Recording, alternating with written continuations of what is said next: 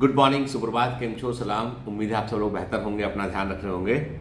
किसी बच्चे ने कहा कि सर आपने जो है वो कल जो वुमेन्स डे था उस पर आपने हमें विश नहीं किया, है ना, आपने कहा नहीं उसके बारे में कुछ। तो मेरा मानना ये है कि महिलाओं के लिए या वुमेन्स के लिए, गर्ल्स के लिए कोई स्पेसिफिक डे नहीं होता है, हर दिन उनका होता है। मैं ऐसा मानता हूं कि हमें we have to celebrate women's day, कि लोगों को अवेयरनेस होना चाहिए। लेकिन जो लोग अवेयर हो चुके हैं उनको ये बात का यकीन भी होना चाहिए कि हर दिन है उनका, सबका हर दिन है। क्यों हम एक ही दिन जो है वो सारा ग्रेटिट्यूड, सारा कुछ अच्छा जो है एक ही दिन शो करें। हमको हर दिन ऐसे ही सेलिब्रेट करना चाहिए जैसा जिस दिन जब लोग वुमेन्स डे पे बहुत सारे पोस्ट करते हैं और एक्चुअली वो पोस्ट जो है अगले दिन जो है वो वापस से अपनी जो जमीनी हकीकत पे लोग आ जाते हैं। मैं मानता हूं उससे बेहतर ये है कि आप हर दिन आप जो है वो महिलाओं का सम्मान करें, हर दिन आप जो है वो वुमेन्स डे के रूप में आप सेलिब्रेट करें। क्योंकि मैंने बड़ा अच्छा कहीं किसी का एक कोट पढ़ा था कि जितने भी दिवस मनाए जाते हैं ना वो कमजोर लोगों के लिए मनाए जाते हैं। हिंदी दिवस होता है, अंग्रेजी दिवस नहीं होता है। मजदूर दिवस होता है, सीईओ दिवस नहीं होता है। ठीक है, समस्या ये है कि हम लोगों को अवेयर करने के लिए कि भैया कि ये इनका भी महत्व समझ लो, हमें दिवस मनाने पड़ते हैं। कुछ कुछ एक्सेप्शन छोड़ दीजिए इसके, पर मोस्टली उसका पर्पस यही है कि भैया लोगों को बता, मलेरिया दिवस मनाते हैं हम कि भैया मलेरिया के बारे में जान लो, है ना, बचा लो जान। ठीक है, तो कहने का मतलब है लोगों में अवेयरनेस बढ़ाने के लिए हम करते। अब मैं कहता हूं कि 21st सेंचुरी में जहां हम इतना आगे आ चुके हैं, वहां पर यदि आज भी हमें ये सोचना पड़े कि महिलाओं को बराबरी का अधिकार मिलना चाहिए, तो हमें पिछले 50-100 सालों में हमने क्या सीखा, ये तो बहुत शर्म वाली बात है। जहां पर हमारे इंडिया में आर्म फोर्सेस के अंदर हमारे कोई भी सेक्टर ऐसा नहीं है कि जैसे कि आप देखो ना कि बड़े बड़े अफसरों में, बड़े बड़े जगह पर के बैंकिंग में सेक्टर में और जो है वो प्रशासन में, सब जगह पर महिलाएं हैं और प्रोमिनेंट पोजीशन पर है, बहुत अच्छा कर रही हैं। कई देशों की राष्ट्राध्यक्ष महिलाएं हैं। तो अब जो मानसिक तौर पर जो डिफरेंस है वो तो जीरो हो गया है ही नहीं। सब एजुकेशन ने सबको बराबर पे लाके खड़ा कर दिया, बराबर संभावनाओं को दिया है। तो मेरा मानना यह है कि मतलब मैं ऐसा नहीं बोलता हूं कि वुमेन्स डे को सेलिब्रेट नहीं करना चाहिए, बिल्कुल करना चाहिए सेलिब्रेट, लेकिन मैं ये बोलता हूं कि हर दिन सेलिब्रेट करना चाहिए। कभी ये चीजें नहीं मत भूलो, कभी अंडर एस्टिमेट मत करो कि जैसे घर में तो पेरेंट्स को ही बोलता हूं कि लड़की है तो क्या आप सिर्फ शादी करने के अलावा कोई दूसरा विकल्प आपके दिमाग में नहीं है। यदि ये लड़का होती तो क्या करते। मैं गांव गया था कुछ दिन पहले, कुछ महीनों पहले, तो मेरे चाचा जी ने बताया कि अब हमारे पास इतना जमीन वमीन है वो सब करके, तो वो मुझे दिखा रहे थे पूरे खेत में। तो उन्होंने बोला कि है ना, अब हम जो है वो जो है थोड़ी एज हो गई हमारी, तो हम थोड़ा जमीनों को अलग अलग नाम से कर देंगे। तो इसके हम जो है वो 4 हिस्से कर देंगे। उनके 3 बेटे 1 बेटियां, 4 बराबर हिस्से कर देंगे और बच्चों के नाम की बेटी की हमारे बाद जो है जमीनें उस हिसाब से इनको मिल जाए। तो उन्होंने बोला कि मैंने पूछा कि वर्षा को भी बराबर देना है अंकल जी, तो चाचा जी तो बोले कि हाँ, वो बेटा होती तो सबको बराबर, मतलब जितना बेटों का हक है उतना बेटी का भी हक है। आज गांव के अंदर लोग इस बात को स्वीकार कर लिए हैं। बहुत सारे लोग बहुत समझदार हैं, वो ये नहीं सोचते हैं कि पैसा जुटा के लड़की की शादी करो और खत्म करो। भाई क्या तुम तो आना अपना रक्षाबंधन पे, त्योहारों पर आना, एक साड़ी, थोड़ा सा पैसा तुमको दे देंगे, टाटा बाय बाय, ठीक है, अब तुम्हारा घर वो हो गया। नहीं, अभी लड़कियां भी रिस्पॉन्सिबिलिटी उठा रही है। अपने पेरेंट्स को भी जो है जरूरत पड़ने पे, जो जहाँ ओनली गर्ल चाइल्ड है या जहाँ पर जो है वो एक भाई एक बहन है, वहाँ पर माता पिता की जिम्मेदारी भी संभाल रही है। तो समय बदल गया है और हमें इस बदले हुए समय में महिलाओं को एम्पावर करने का सिर्फ एक ही तरीका है, वो तरीका है एजुकेशन। शिक्षा एक ऐसा शस्त्र है, शिक्षा एक ऐसा हथियार है जो जिसके हाथ में आएगा ना, उसका वो बेहतर इस्तेमाल करना सीख जाएगा। वो आपको एम्पावर करता है। तो मेरा मानना यह है कि हमको सबसे अधिक फोकस करना चाहिए वो है गर्ल चाइल्ड एजुकेशन पे, कि लड़कियों को पढ़ाना चाहिए।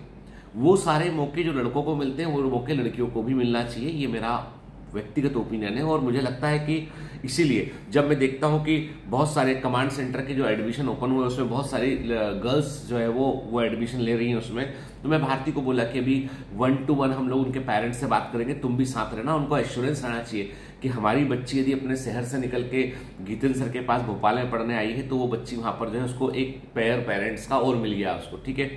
मतलब हमारे केयर में होना चाहिए, हमारे उसको कभी अकेलापन या ऐसा ना लगे उसको कि हाँ मैं घर से इतना दूर हूं मुझे कोई तकलीफ है, नहीं, you are with your family, ठीक है ना, अनदर एक्सटेंडेड फैमिली।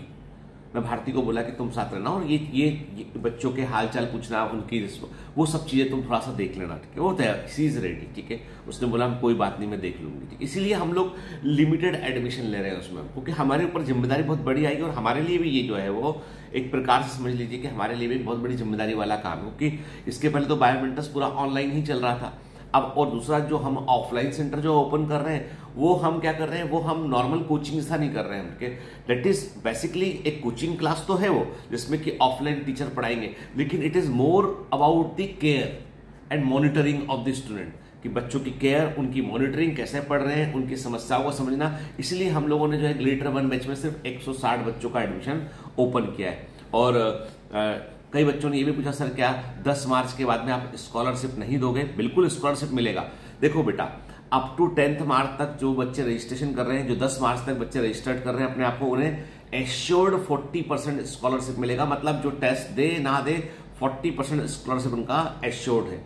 10 मार्च के बाद 11 मार्च से लेकर जब तक बैच शुरू नहीं होता है, यदि सीटें वैकेंट रहती हैं और आप एडमिशन लेते हैं, रजिस्ट्रेशन करते हैं आप, तो आपको जो स्कॉलरशिप जो मिलेगा वो आपको आपके टेस्ट देने के बाद मिलेगा। यानी आपको सेंटर पे आके आपका जो रजिस्ट्रेशन फी है वो आपकी टोटल फी में से माइनस होगा। ये मत सोचिए कि 7,000 रुपए जो ले रहे हैं वो अलग से ले रहे हैं, नहीं, रजिस्ट्रेशन फी आपका टोटल फी में से माइनस होगा, ठीक है। और आपका टोटल फी तय होगा इस बात में कि आप वहां पे जो स्कॉलरशिप टेस्ट देंगे उसमें आप 20% स्कोर करते हैं, 30% का स्कॉलरशिप आपको मिलता है। क्या आप स्कोर करते हैं, आपके स्कॉलरशिप के आधार पर आपको क्या मतलब टेस्ट के आधार पर आपको क्या स्कॉलरशिप मिलती है उस पर तय करता है। मान लो आपने टेस्ट बहुत अच्छा दिया तो आपको 80% तक स्कॉलरशिप मिल सकती है, ठीक है। आप आउटस्टैंडिंग परफॉर्म करते हैं तो आपको मैक्सिमम 80% तक स्कॉलरशिप, जो कि तकरीबन 64,000 रुपया होती है, वो आपकी फीस में से कम हो जाएगा, ठीक है। और अच्छा नहीं जाता है, स्कॉलरशिप टेस्ट नहीं देते हैं तो पूरी फीस भरनी पड़ेगी, ठीक है। देते हैं तो आपको 20%, 30%, 40%, 50% जो भी आपका परफॉर्मेंस होगा उसके आधार पर स्कॉलरशिप आपको ऑफर की जाएगी, ठीक है। एकदम जेन्युइन प्रोसेस है। और जो है वो आप टेस्ट देंगे, उसके आधार पे आपको स्कोर के आधार पे पहले से क्राइटेरिया होगा, वो उससे वो तय होगा, ठीक है। तो पॉइंट ये है कि ये मत सोचिए कि 10 मार्च के बाद में स्कॉलरशिप नहीं मिलेगा, मिलेगा लेकिन टेस्ट देने के बाद मिलेगा। एश्योर्ड नहीं है वो, जैसे ये 40% एश्योर्ड है कि अब आपको मिलेगा ही मिलेगा, वो एश्योर्ड नहीं, वो आपको टेस्ट देने के बाद आपका तय होगा, ठीक है। इट में भी 40%, 50% कुछ भी हो सकता है वो अमाउंट, ठीक है। अब लौट के अपने मुद्दे पे आते हैं, वो ये है कि आपको जो है वो स्पेशली मैं गर्ल्स को बोलूंगा, बेटा देखो बहुत कम चांस मिलता है। मेरे पास फोन आते रहते हैं अक्सर कि सर मेरा तीसरा अटेम्प्ट, चौथा अटेम्प्ट, घर वाले मना कर रहे हैं। देखो बेटा, आपको ये समझना होगा कि 12वीं करने के बाद में आपके ऊपर एक तलवार और लटक रही है। एक तो आपको शिक्षा लेना है, अच्छा ग्रेजुएशन करना है, नहीं तो शादी जो है वो तय है। वो घर वाले देखेंगे कि आपने नॉर्मल बीए बीएससी किया है, आप नहीं कॉम्पिटिटिव एग्जाम में जा पा रहे हैं, आप करियर के लिए फोकस नहीं है, तो उनके पास एक ही विकल्प होता है आपकी शादी कर दे, भाई घर संभालो अपना जाके। भारत में आज भी ये बहुत प्रोमिनेंट व्यवस्था है लड़कियों के लिए। तो यदि तुम्हें इससे बाहर निकलना है तो सिलेक्ट होना पड़ेगा, कुछ करना पड़ेगा।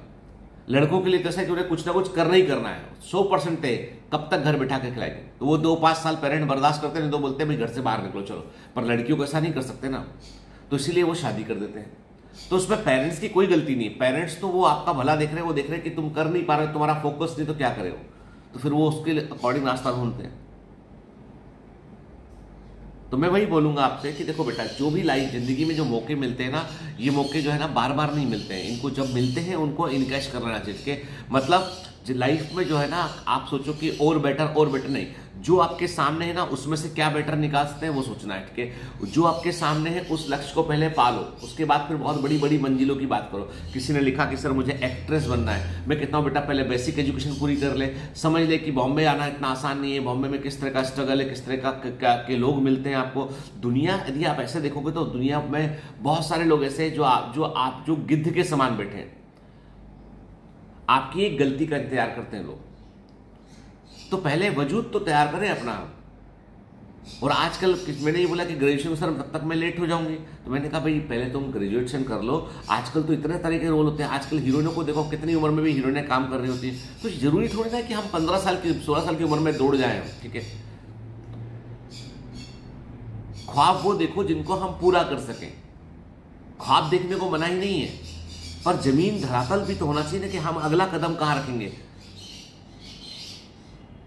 आप बोलो दौड़कर मैं समंदर पार कर जाऊंगा, तो समंदर में तुम अगला कदम रखोगे क्या? पानी के अंदर आपको वोट तैयार करनी पड़ेगी, आपको पुल तैयार करना पड़ेगा, आपको प्लेटफॉर्म तैयार करना पड़ेगा, तो जाके आर पार निकल पाओगे।